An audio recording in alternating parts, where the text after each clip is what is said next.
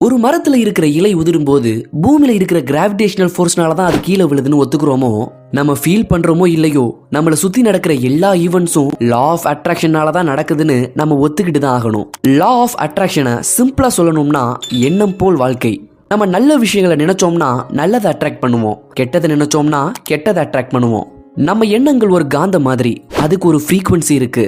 நம்மளோட எண்ணங்கள் எப்படி இருக்கோ அதுக்கு ஏத்த ஃப்ரீக்வன்சில இருக்கிற நிகழ்வுகளை தான் நம்ம ஈர்ப்போம். நிகழ்காலத்துல இருக்கிற நம்ம எண்ணங்கள் எதிர்காலத்தை நிர்ணயிக்குது.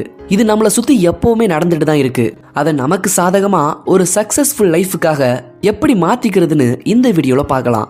லா of attraction for health. Placebo எஃபெக்டை பத்தி கேள்விப்பட்டிருக்கீங்களா? இப்போ நமக்கு உடம்பு சரியில்லைன்னா டாக்டர் கிட்ட சும்மா போயிட்டு வந்தாலே போதும், டக்குன்னு சரியாகிடும். அவங்க நமக்கு தெரிஞ்ச அதே டேப்லெட்டை தான் எழுதி கொடுத்துருப்பாங்க. அதை நம்ம சாப்பிட்டுருக்க கூட மாட்டோம், ஆனா உடம்பு சரியாகிடும். எப்படி? ஏன்னா டாக்டர் கிட்ட போயிட்டு வந்தா உடம்பு சரியாகிடும் அப்படிங்கிறது நம்ம நம்பிக்கை. அந்த நம்பிக்கை உண்மையாகுது.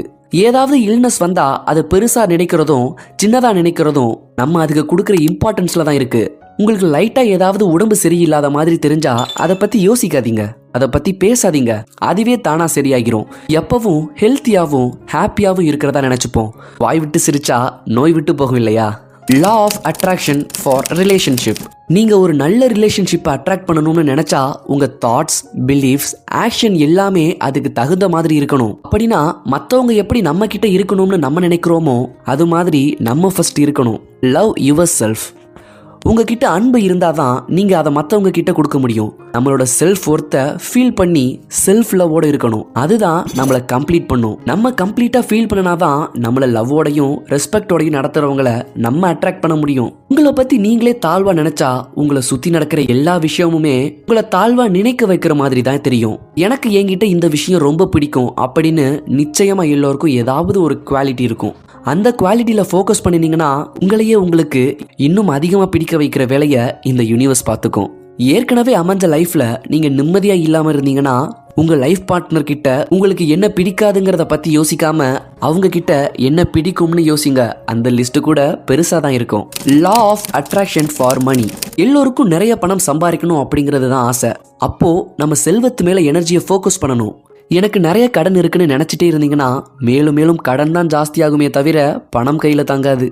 ஏன்னா கடன் இருக்கிற தாட் வர்றப்போ உங்களை சுத்தி ஒரு நெகட்டிவ் எனர்ஜி ஃபார்ம் ஆகுது.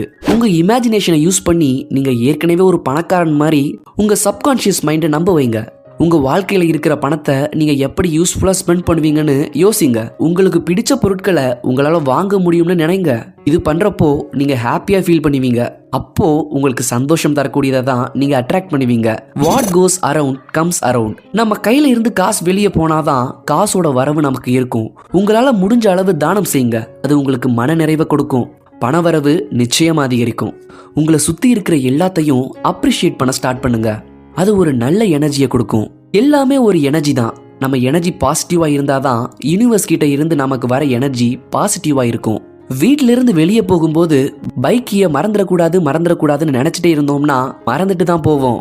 பைக்கிய ஞாபகமா எடுத்துட்டு போவோம்னு நினைச்சு பாருங்க, அது அப்படியே நடக்கும். இது மாறுதலா உங்க லைஃப்ல நாளைக்கு நீங்களே ட்ரை பண்ணி பாருங்க, கண்டிப்பா இது நடக்கும். நம்ம லைஃப் எப்படி இருக்கணுங்கிறத நம்ம தான் டிசைட் பண்றோம்.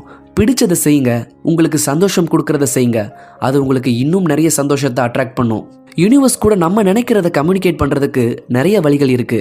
அதை எப்படி பண்றதுன்னு தெரிஞ்சுக்க விருப்பப்பட்டீங்கன்னா கீழே கமெண்ட் பாக்ஸ்ல மென்ஷன் பண்ணுங்க.